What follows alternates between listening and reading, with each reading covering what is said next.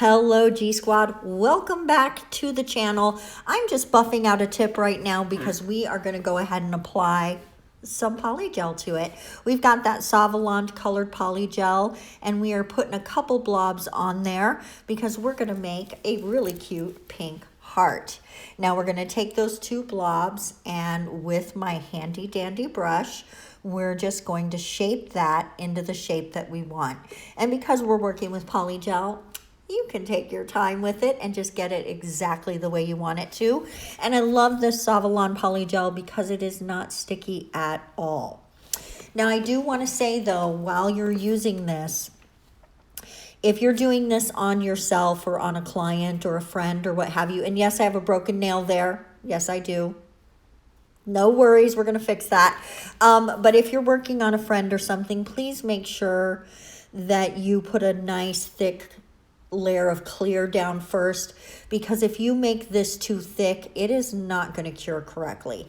Now to come around the outside of the heart, we're going to use some of the same brand, but we're using the yellow and the blue. I did forget to show mixing those together, but you'll see me do it on the second go round because it does take two applications for me to get this completely down the nail. But we are covering up that heart quite a bit, but that's okay because when you come through and you file it, it's going to end up being really crisp and pretty. So now you can see this is how I make that mix. Just blob here, blob there, scoop it up. I don't even try to mix it together, just scoop it up, as I really just wanted it to almost have kind of a messy tie-dye sort of a look, and I think it kind of pulled it off, so I'm not upset with it. Now just go ahead and we are going to finish tapping that all together. Make sure everything is really well blended. You don't want to see any seams or anything of the two sections. You really want those to be together, and you can see how well they blended.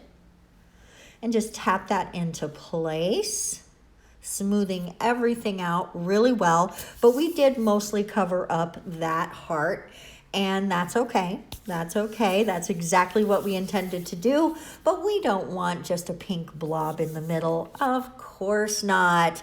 So we're going to go ahead and pop this bad boy in the lamp right now, and then we are coming back out and grabbing that E-file, and as you E-file down the nail, boom, boom, boom, it really allows that heart to emerge and to become really sharp, really crisp, and really beautiful. But don't forget, like I said, if you do not do this thin, then you are definitely going to have uncured gel in there. So please make sure that you put this on top of some clear, that you do your design, and then if you even want to make sure it's really strong, you can come back in with some builder gel and go ahead and encapsulate it as well.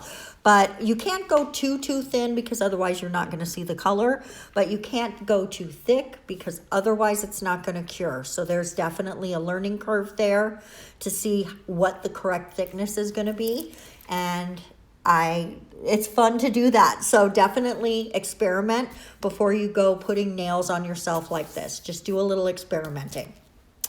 And then once we get that all nice and sharp, what we're going to do is come in with some beautiful, sexy top coat to make it shine.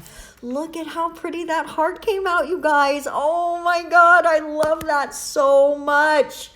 Oh, it's so cute. And it's the perfect accent for Valentine's Day. Thank you guys so much for watching this video. We're going to see you on Friday for another one. Mwah! Bye-bye.